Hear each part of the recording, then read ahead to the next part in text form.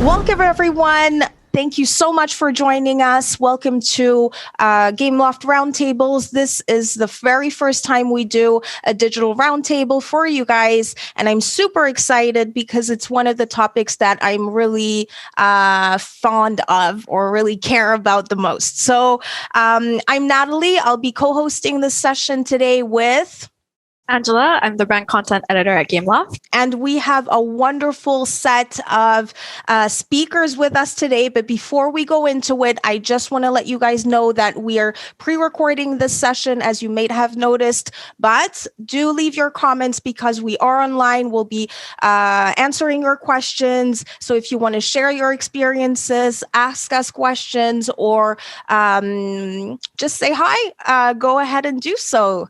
So before we start, maybe a quick round of table. Julia. So hello, my name is Julia. I'm a game community manager of Asphalt 9, where people know me more as Mina, I guess. I've been with Gameloft for 3 years, and I'm super excited to be here. I'm in Barcelona, Spain, but I'm from Poland. Great. Aska? Hey everyone, I'm Aska, game manager at Gameloft Barcelona. I did Asphalt 9, and with my team, I'm working on a brand new project. I've been 14 years in Gameloft, and thank you for inviting me in this panel. Great. Alima? Hi everyone, my name is Halima, and I'm based in Paris. I work as a HRBP for our sales and marketing population. I have been working in Gameloft for more than 3.5 years, and thank you very much. I'm super excited to be here. Cool. Yevgenia? Hello everyone, my name is Evgenia, and I'm working as a studio marketing director in Kharkov studio. And I've joined the Gameloft a couple of years ago onto the position of product marketing manager, and recently was promoted to this new, quite challenging but inspiring position. And Natalie, thank you for inviting me for this discussion today. Glad to be here with you, all of us. Great. Marianne? Hello, I'm Marianne.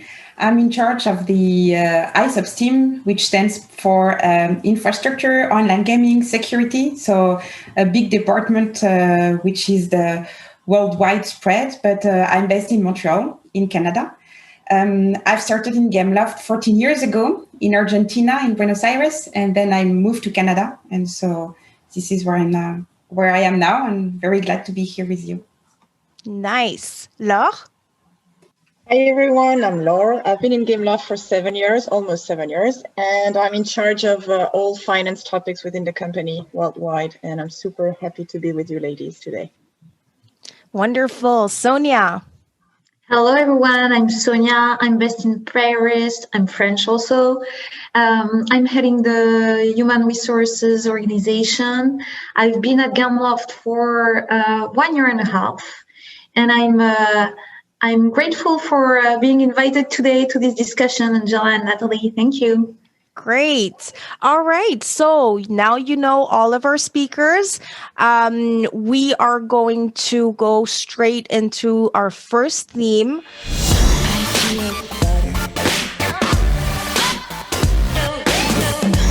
So we'd like to start off the roundtable today with your experiences working in the gaming industry.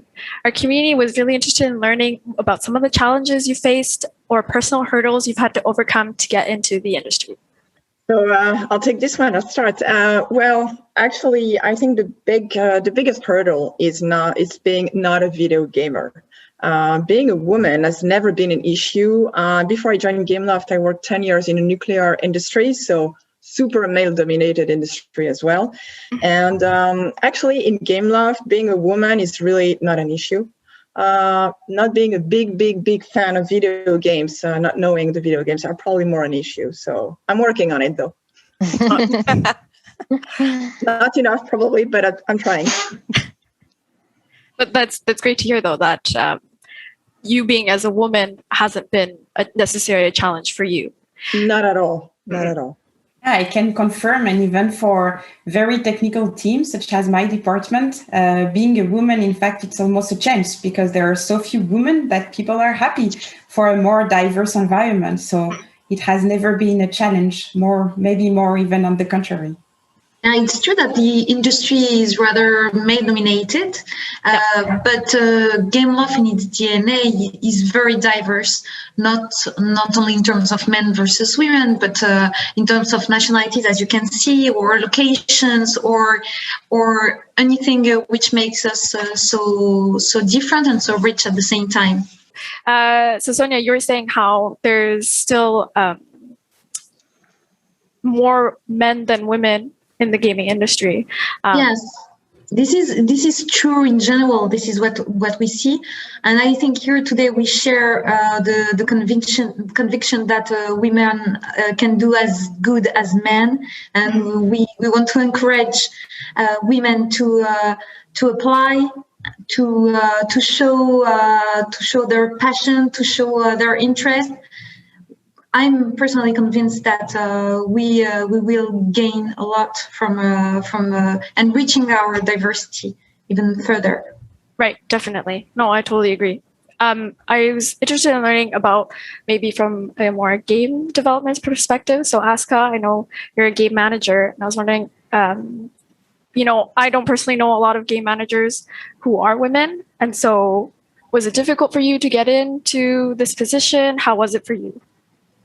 Actually, I started in Montreal studio, and back in Montreal in the university when I did the computer science, I was like 2 women in the whole 200 people in the male-dominated computer science section. But right now, in recent years, like 5 years, Asphalt 9 has more female employees, and it's changing.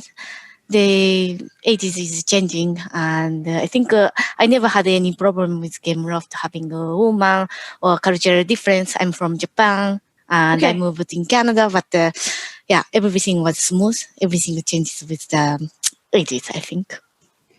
I'm a proof. I'd like also to share my experience because I used to work 10 years before the Gameloft in FMCG company, international one, and I had no challenge in terms of that I'm a woman, but I had a challenge in terms of the new professional knowledge I need to acquire as quickly as possible in order to obtain the position in new type of developments, new type of product development. So the key challenge from my perspective was actually the professional knowledge and how quickly I will grasp it in order to acquire the new position, to prove my ideas, and to take the responsibility to lead the product in terms of the marketing.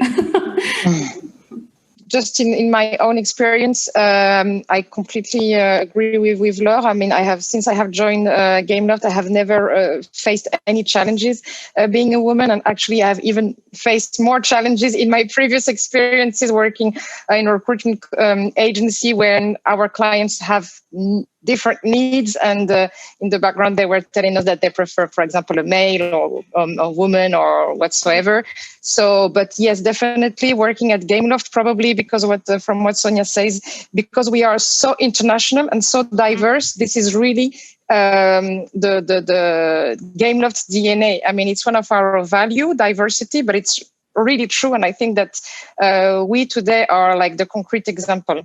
Yeah, I just wanted to add that I also never faced any issues caused by being a woman, like working in Gameloft, but also in my previous company. I was basically, when I started working in gaming, I entered the company when I was the only woman working in the office. There was another one, but working from home, I think.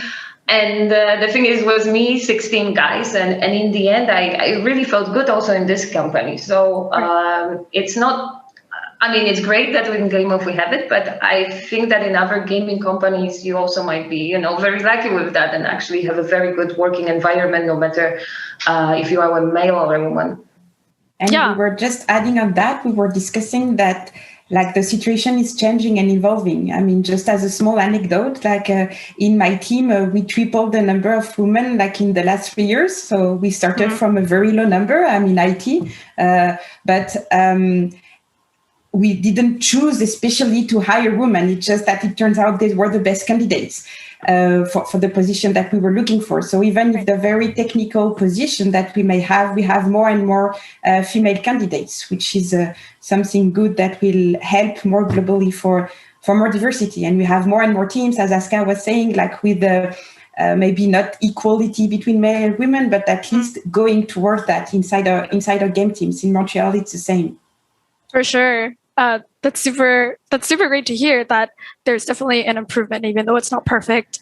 There's one point that I wanted to go back to, because Laura, she was saying that it was actually more difficult for her because she didn't come from a gaming background. And so I was interested in knowing if all of you come from a gaming background, if you think it's necessary to have, a specific coming from a video game school or something like that. Well, depending on the role, for sure, if you're a game designer or game manager, or you need to come from a gaming industry. But as me, it's just the same. I have never worked in a gaming industry, and I didn't know anything about gaming. And I'm not a gamer myself. But I guess that working in HR, it's important to have the interest and to know a little bit, but it's not really like mandatory, coming from a gaming background. Of course, depending on the job you want to fulfill, some technical requirements, probably needs to love the product. But I think what's really most important is that you can, I personally believe, get interested in anything. I have 3 kids. I am not a big favor of screen, and trust me, when you have teenagers, it's a daily fight. So I'm working in an environment that could cause me some issues, like I'm working in video games, and in the meantime, I'm fighting against my kids. But I have built over the years a great interest in understanding our products and meeting those people who are passionate. This is what I like. So you don't have to love video games.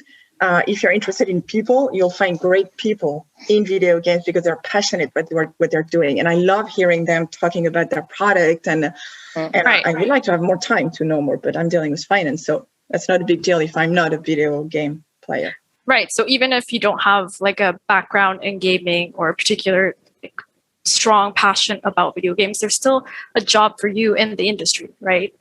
Yes. Right. But what I wanted to say that I come from with a lawyer background. So I used to work in the law office for a long time before actually starting working in gaming. And what brought me into gaming and in this industry was my passion for games. So I guess everyone has a bit of a different story and a bit of a different reasons why you're gonna get into this industry, whether it's your education, your passion for games. But my point is that if you are missing one of those, it doesn't mean you cannot enter it, right? That there's always a chance to find something cool to do in the gaming. And really, it's an environment when you can learn a lot, find people that, will help you, guide you through. I don't know. I just met a lot of people that helped me also just on my route to be in gaming and feel good in this industry. Yeah, entering the gaming industry is a mix of skills and interests. So if you're interested by the product and you have the technical skills, the expertise, I don't know, then you will find your dream job. Now, my talking about myself, my expertise is in HR. I'm passionate about people, so it's better if I understand the gamers and if I like the product. Of course, I will stick easier to people, but. Anyway, if you're good at law and you like gaming, you would probably find a job in law, but in other areas too. So it really depends on your project actually, and you have to believe your project and follow your project.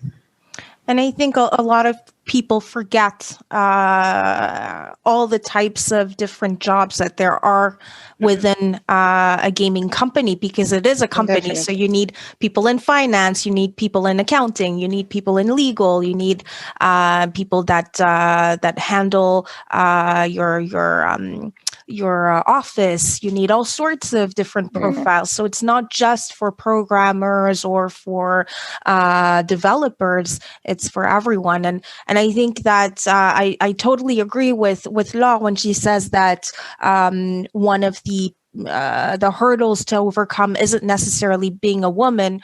It's about more about coming from a different industry, which is something that I've experienced. And I work in marketing, so where there is probably most women, more women than men.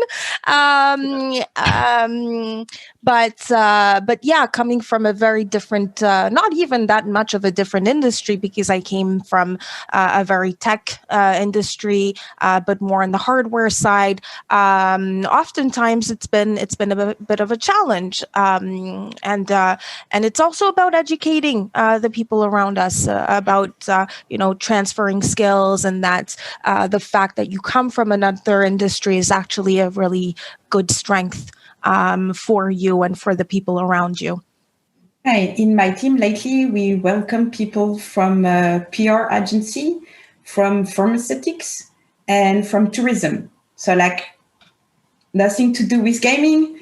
And in fact, they come with their own experience, with other methodology, and then we can adapt and we can have new and creative ways to work together. So indeed, depending on the position, we can be a lot more open to other backgrounds.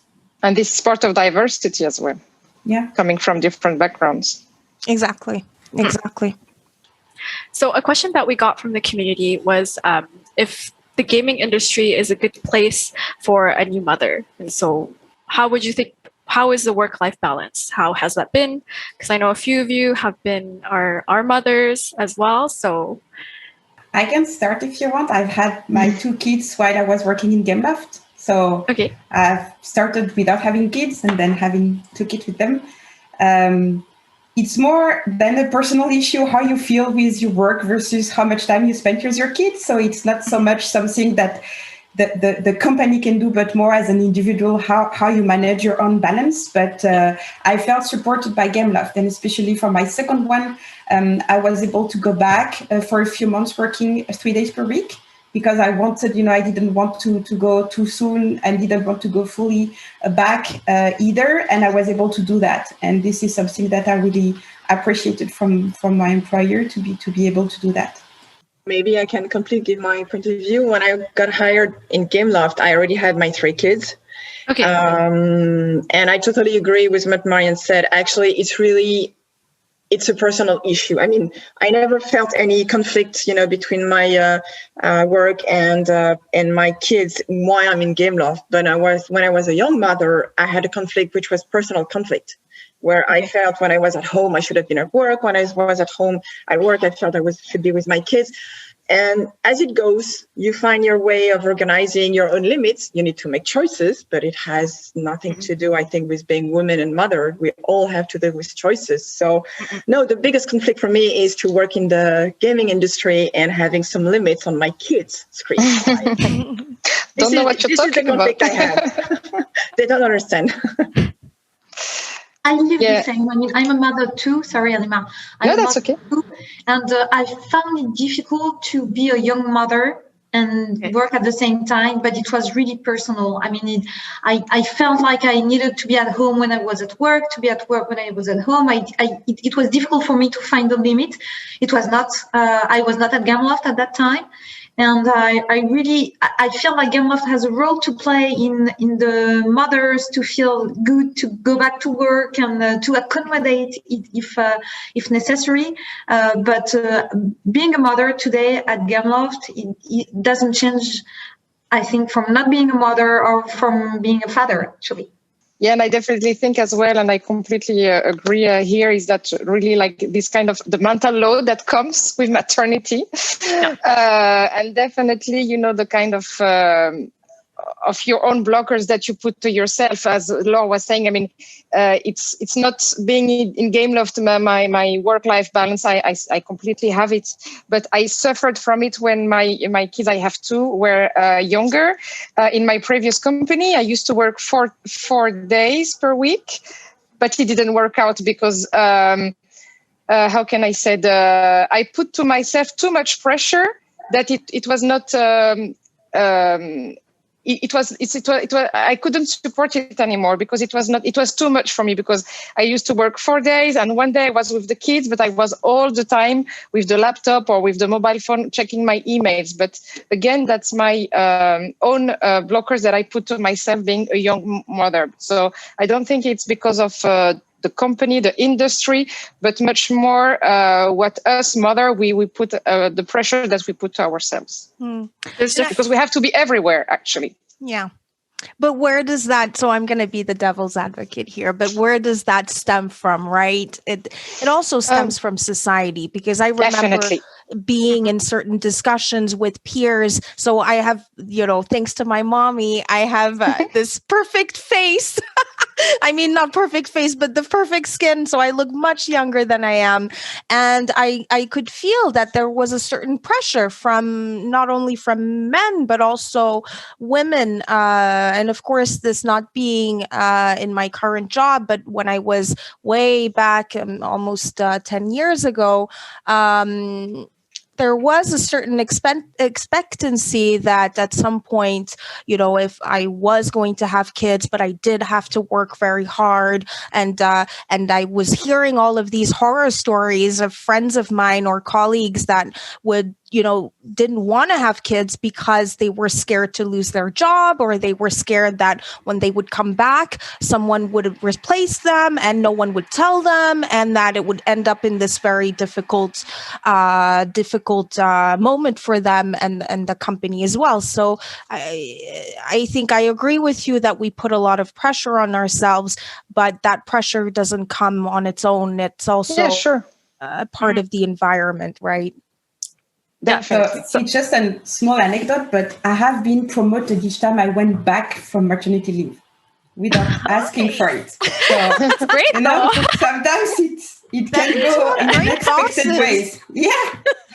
But thank you for the you come back a few months later, you get promoted. So it's possible too. So now you know the magic room. So some great points have been made during this section. Unfortunately, we're running out of time though. But for those of you who are still watching, if you have any more questions, don't hesitate to ask them in the comments.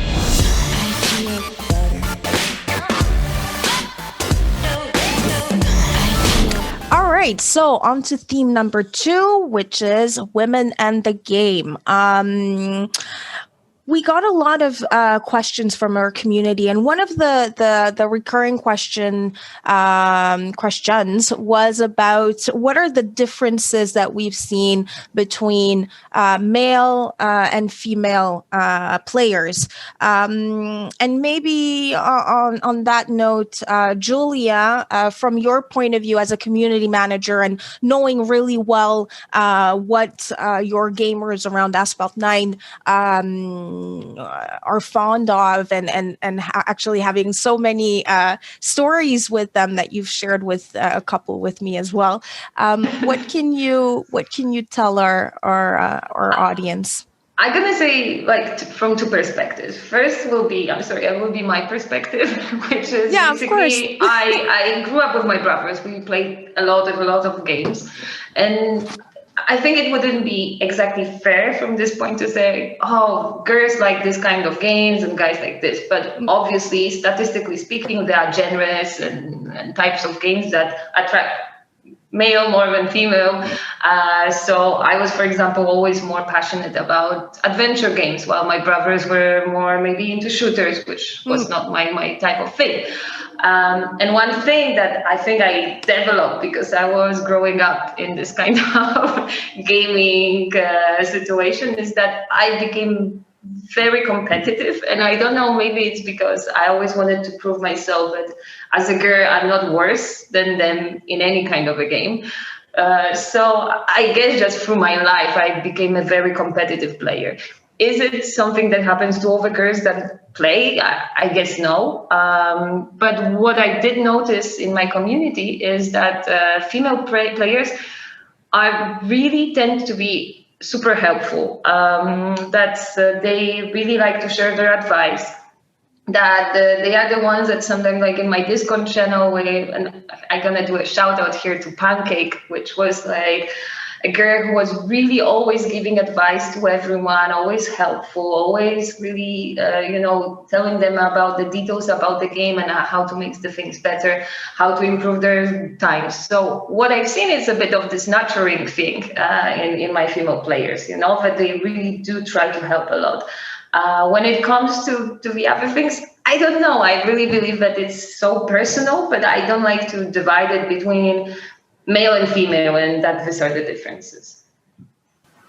Yeah, actually, I would like to agree with Julia, because I see that really the women players are the same passionately involved into the game and as men are, and because actually the games bring us emotions and give us an opportunity to join the invented world of our dreams and insights. Mm-hmm. And it's more not about the differences between the gender behavior. For sure, there are some differences. For example, how the players, male or female ones, may discover the games. And we know that women may more rely on the choice of their friends or family, or probably social media recognition of the new games, while men prefer probably to turn more to video reviews, to review sites, to video blogs to discover the new games.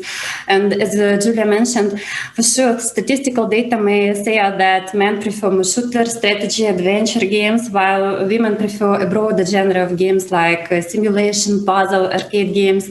But for sure, it's not about the gender difference, but more about the insight of the gamers, their gamer identification, the gamer preferences, lifestyle, all those insights that help us to build such experience, gameplay experience, that will reveal the content to as much of the audiences as possible. And there are lots of successful gaming titles that may successfully mix the variety of features that may be relevant both for females and males. First of all, based on their gaming insights and based on their dreams, what they wanted to find out in their new gaming experiences. Absolutely. And Aska, since you mentioned you were working on a brand new game, which we can't now tell you about, but when you're in that process of defining, ideating around the game itself, the gameplay, what are some of the things that you rely on when it comes to being able to cater to those two different types of audiences, men and women? So usually the team works with assumptions of design. So assuming that the people will like this, and maybe if we want to have a more gender big audience, maybe we want to have a more casual, but actually when you try to make it on a user test, we usually do a user test and we can listen to what they are saying during the session. And it's surprisingly, everybody is breaking our assumptions many of the times. Oh, yeah. And who's more vocal? Do you get more feedback from male players, or do you get equivalent numbers from men and women? Who's equivalent? Okay. Yeah. All right. Yeah. Cool.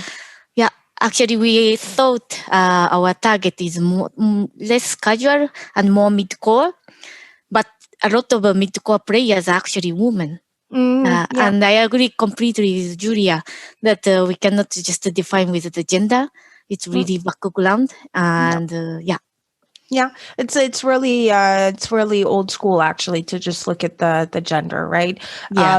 Because and especially when it comes to gaming, because we're creating experiences that essentially go beyond just watching entertainment. We're part of the entertainment, and we're part of the story, and we transform ourselves into this imaginary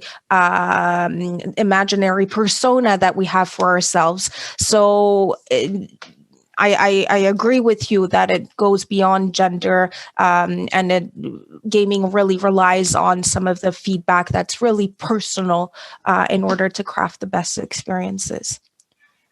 Yeah, little anecdote that a couple of years ago, everybody thought in the mobile games, we cannot make hardcore games, shooter, no goal, but have to be more casual. But suddenly this Fortnite came out, And the stereotype was completely broken. And every time the data proves that,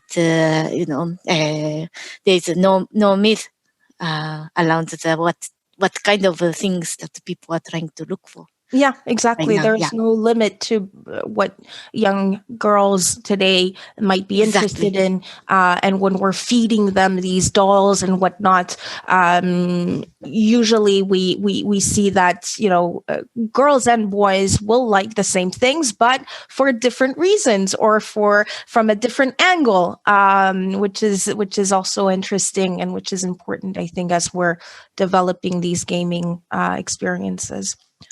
And I just wanted to add on that we can really tell there's more and more girls playing games. It's like when I was growing up, really it was, I didn't have actually girlfriends who play games. So that's why. Now it's like 46%, right? Right. It's completely different. So I think this also have influence of amount of female that do apply for gaming jobs. So this is all connected. We have more female players, we have more girls that are interested in this industry from the very beginning because we have passion for games, and things change and they just adapt. So I think we are going here in a very good direction.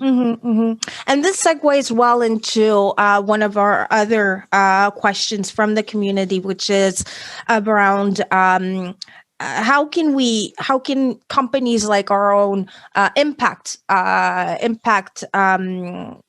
change in that regard? So, and of course, this is one of the reasons why we're doing this roundtable is to answer that question somehow a little bit. But what else can we do to attract more women, or to attract women to apply? I remember, Marianne, you were saying something really, really interesting a couple of weeks back about, when women apply to a job, they're about 95% sure that they are a good fit for the job on every level. We analyze everything. Whereas men who apply, they, what was it, 60%? They're 60% sure, right? Exactly. The famous numbers, it's this one. Like you check a job offer, like a woman check if she answers maybe 95% of the requirements, she will apply.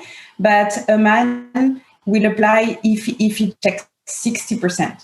So it's really some blocking factors that we put on ourselves. So if you just have 60%, just apply and let's try. Like you have nothing to lose, basically, versus trying to really fit everything and say, oh no, this little one, I don't have it. Nobody is expected you to have everything. So this kind of stuff, it's more global than only in gaming. I think it's general that we women must more believe in ourselves and know our strengths. Yeah. But it takes time, Marianne, because I got the same information that we women concentrate only on the thing we don't know how to do. And even though I know it, even though I have realized that whenever I am asked to do something, I will be, oh my God, I don't know how to do that. It's difficult to change. Yeah. So that's why it will take time. But this is crazy, this 60 versus 95. Yeah. And this is something Gameloft is working at. I mean, partnering with schools, trying to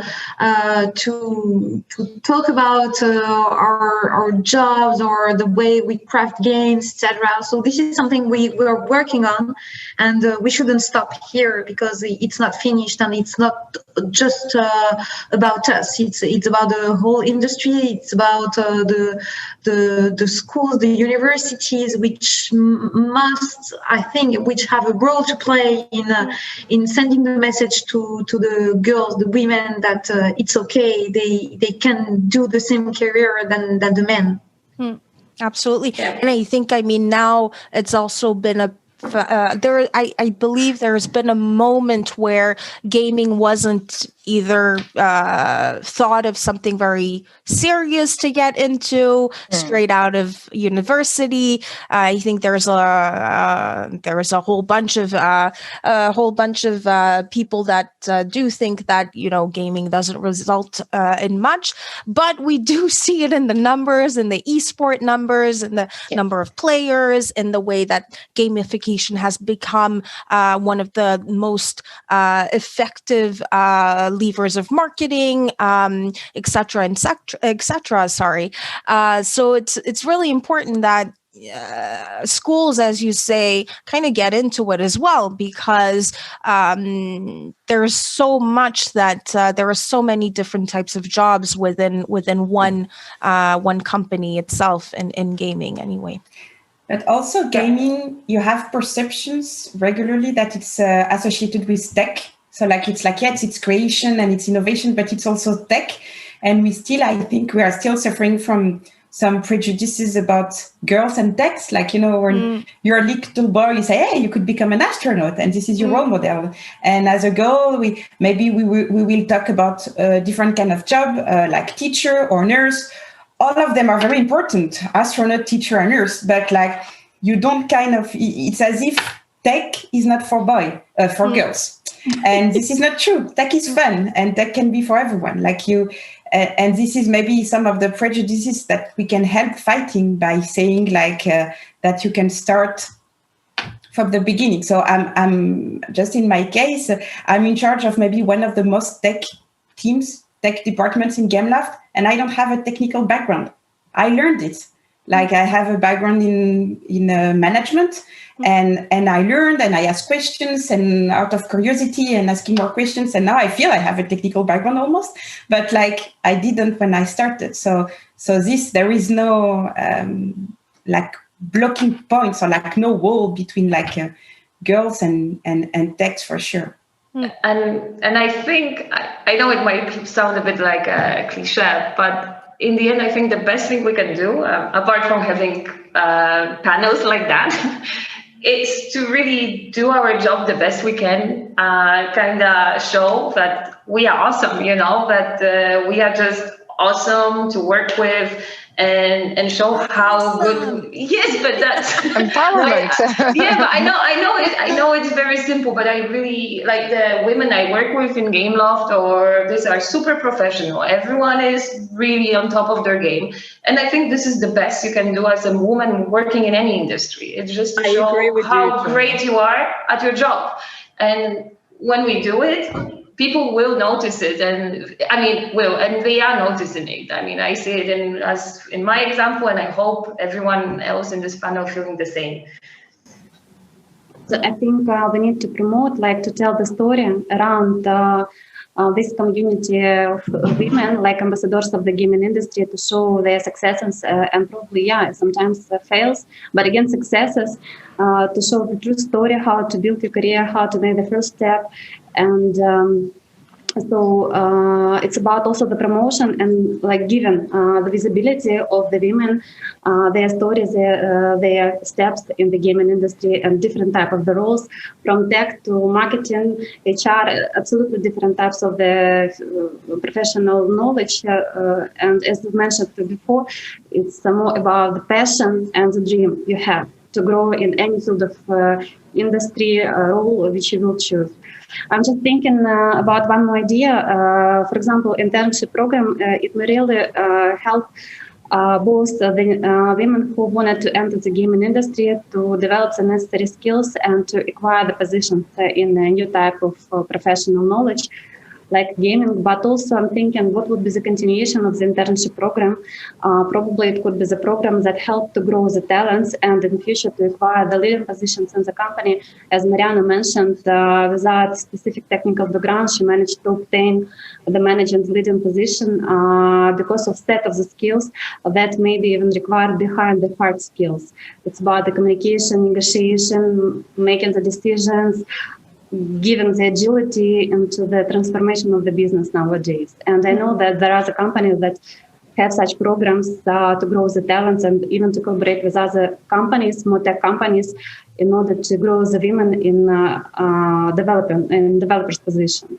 And I agree with you on that. It all goes back also to the environment, because you need a safe environment in order to be able to evolve in that way, because if you don't have, managers that believe in you, or managers that are mentoring you throughout your career, then of course it's going to be very difficult to have to be able to pursue an ascension, or the ascension that you have for yourself. So I think the environment itself is making sure that within your company, you're making sure that people feel safe and feel appreciated as well for their work, and that there are opportunities for them to explore even further their talents. Cool. And we are running out of time. So any last words on women and the game? Anything that you ladies wanted to share with the community? We still haven't talked about our favorite games. Oh, yes. Go ahead. What is your... I know you want to say this a lot, Julia. I do. I can feel that, you have to get it out. So what's your favorite game? I mean, the games I was growing up with, it's LucasArts. I mean, I'm a Monkey Island hardcore fan, and these are the games, I guess it's more common for everyone. But the one I love the more than even the Monkey Island, is the Quest for Glory by Sierra, which was the game I was coming back to so many times, whichever part it was 3 or 1 or 2. And I know it's super old, but basically, that was the first game I was playing, I think, when I was 6, with a dictionary on my lap, so I could actually type the comments to go through this game. So I think it was one big beginning for me as a gamer, and I stick to this series for a long time. Cool. Anyone else want to share? I can share mine. Mine was Sega Mega Drive. When my dad came, so we were living in Pakistan. This was at the beginning of the 90s. So I can tell you that in terms of entertainment, we didn't have much. My dad came back from a trip, and he came back with this huge box, and it was a Sega Mega Drive. And I turned it on, and this was the first time I really realized what a TV could do, because I didn't know that we could actually watch other things than VHS cassettes on TV. And so I turned it on, and it was Sonic, it was Golden Axe, it was wonderful. And I even thought that if I played really, really hard, and at the time you couldn't save any of your gameplay, right? So you had to continue playing for hours and hours and hours. So I would wake up really early in the morning before school. And I thought that if I played really hard, the TV there would be like a little Sonic that would come out. Yeah, it was nice. A little bit crazy back then too.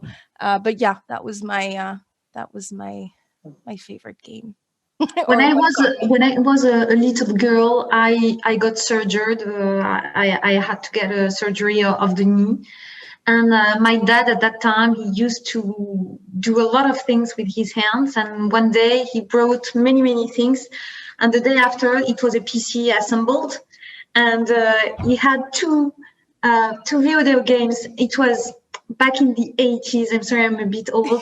That's fine. And you don't know how much Dracula and a flipper game saved my life for weeks, because I could play and play and play. It was always the same game. It was a crappy game design. It was I mean, none of the gameplay, but still it saved my life for weeks.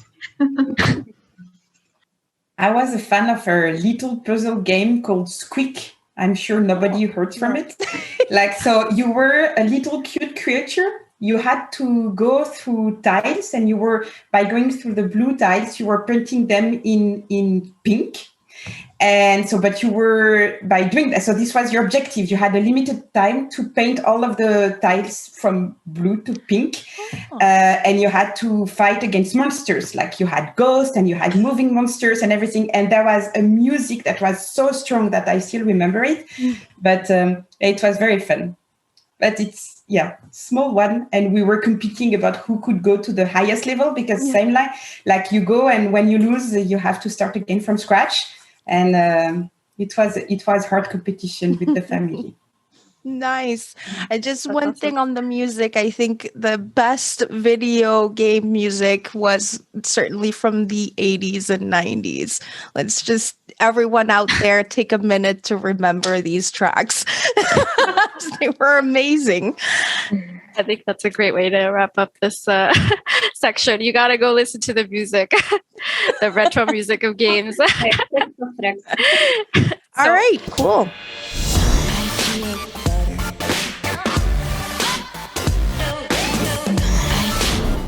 So for our final topic of the day, we'd like to talk about where we stand as a company and how we can make a difference in the industry.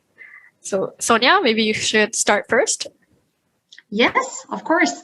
So I think that if we are here today, it's because we want to be better than where we stand.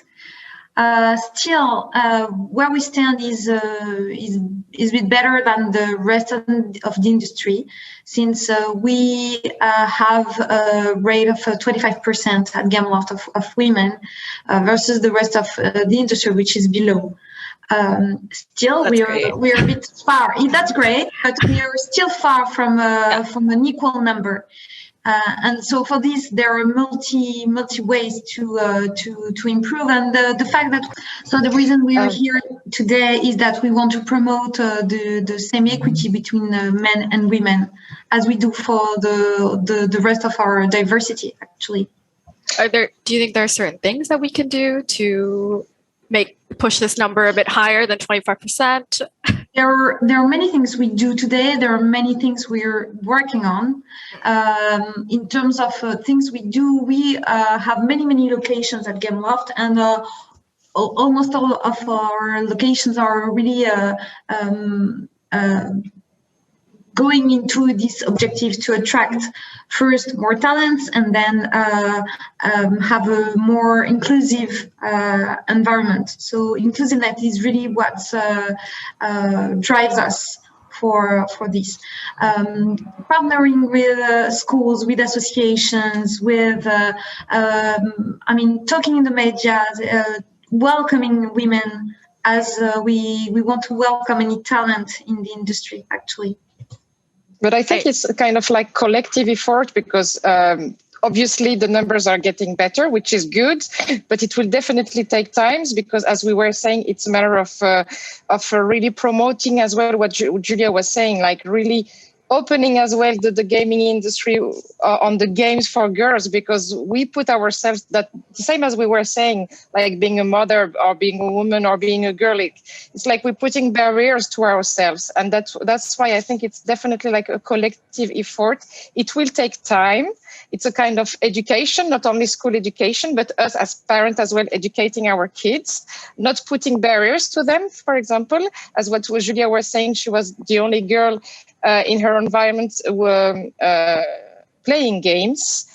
I used to work when I started to game in Gameloft. I used to work in talent acquisition, and I used to visit a lot of gaming schools.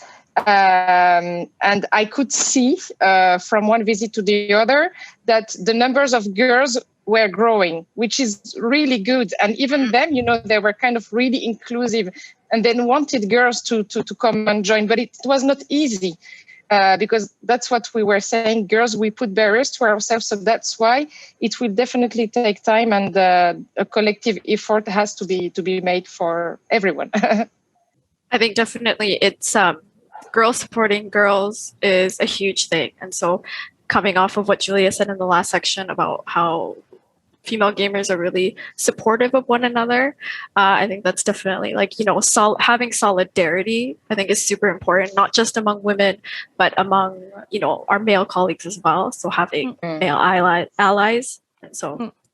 And I think it also ladders back to Law's point at the beginning, where when we're hiring people, we also have to be a little bit more open to their career background as well, because we're not always going to find the perfect candidate who has always worked in gaming. The numbers show it. So we have to also be open to transferring skills from one industry to another. And for those of us who are managers, I think that's an important mindset to have when we're looking at hiring within our teams.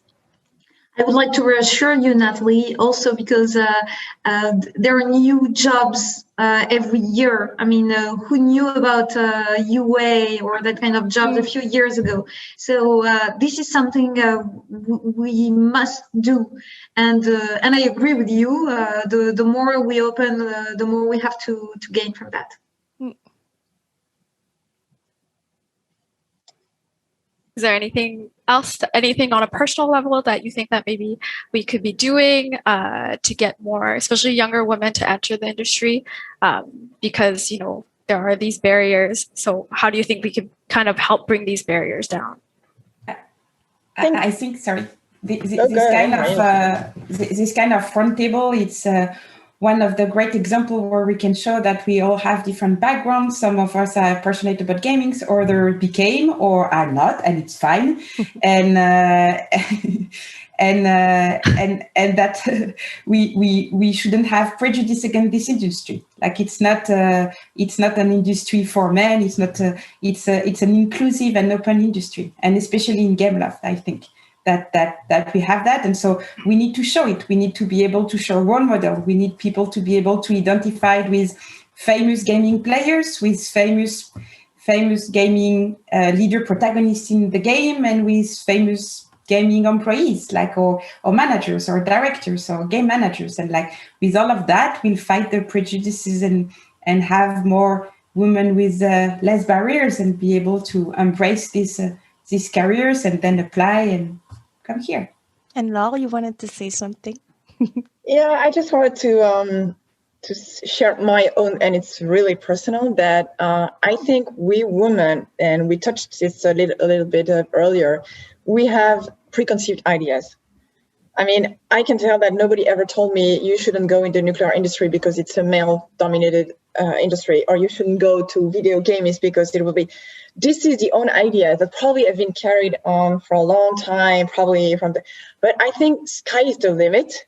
The world is our playground, and I think that what I tell my girls, I have 2 daughters, you can do whatever you want, and I think Marianne is the best example around this table that in Gameloft, if you want, you can.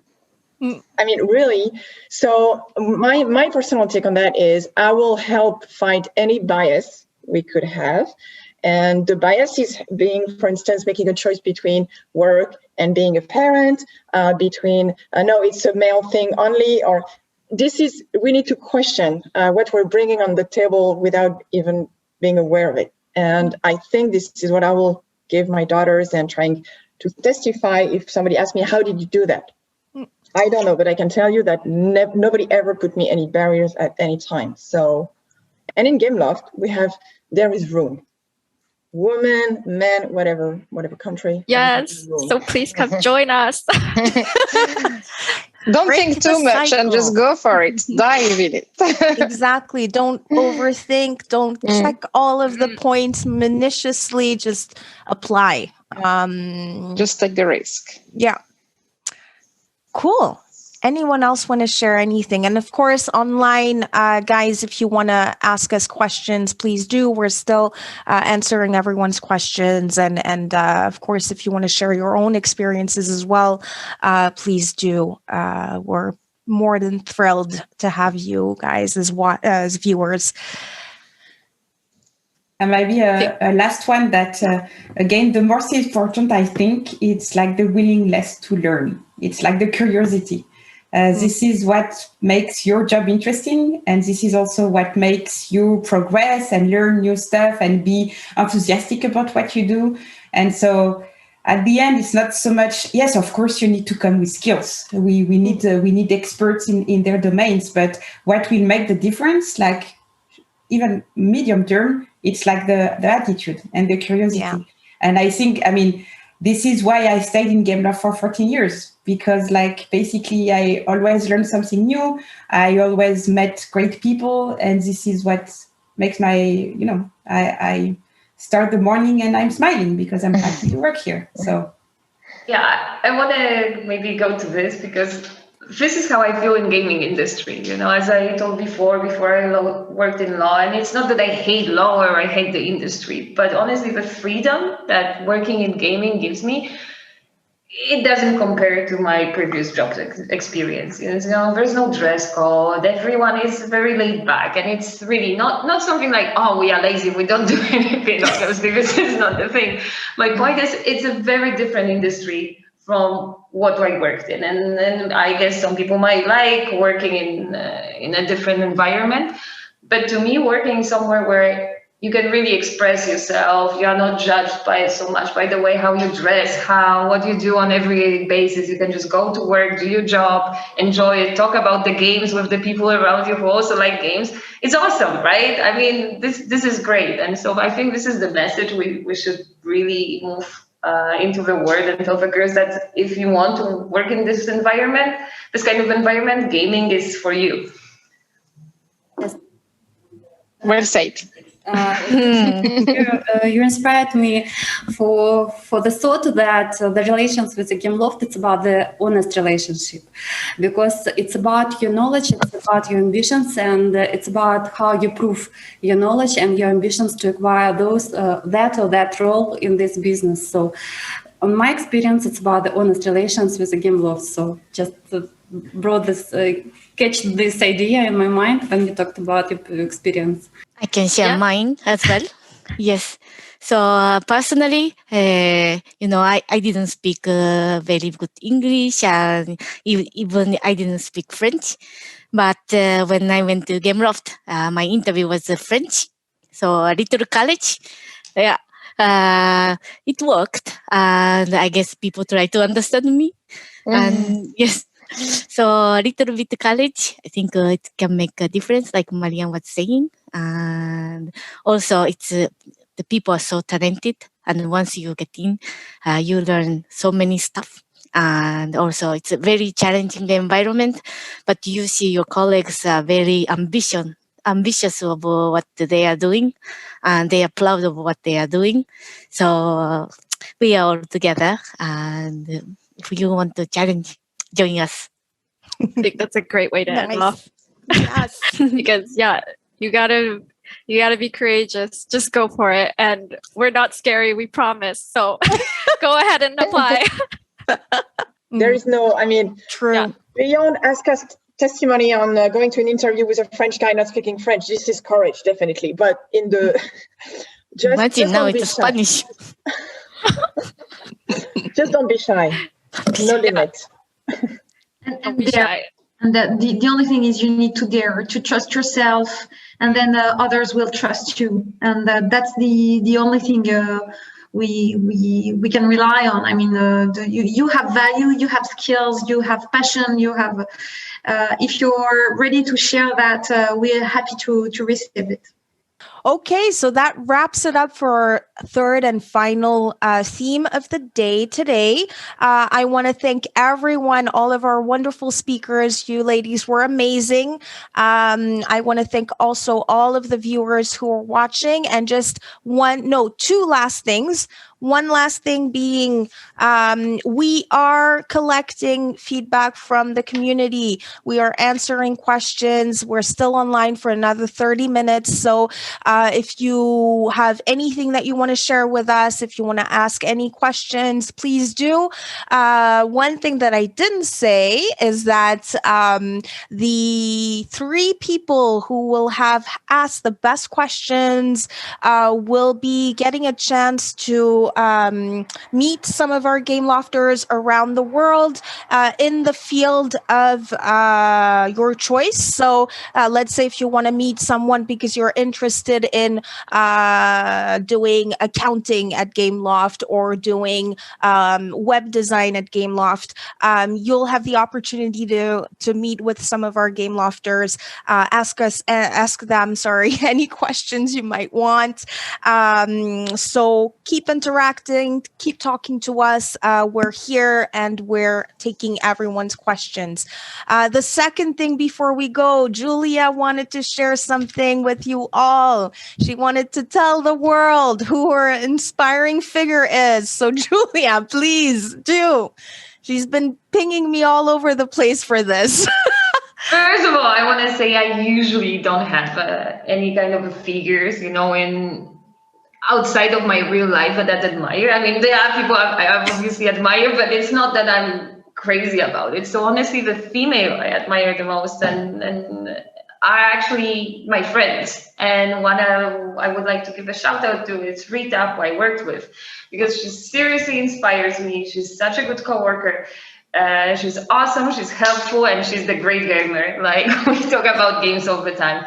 So that's it. I really think these figures, like if you see a girl in gaming that does so much and helps you a lot, that's the best you can be. Nice. Anyone else want to give a shout out? Any of our speakers? No? Angela, you don't want to give a shout out? So we were the cheesy ones. We wanted to give shout outs to our mommies. To our moms. Yeah. I love my mom. She's awesome. All right. I know, to right? all the moms. To all moms everywhere. We love you. Thank you for making us who we are.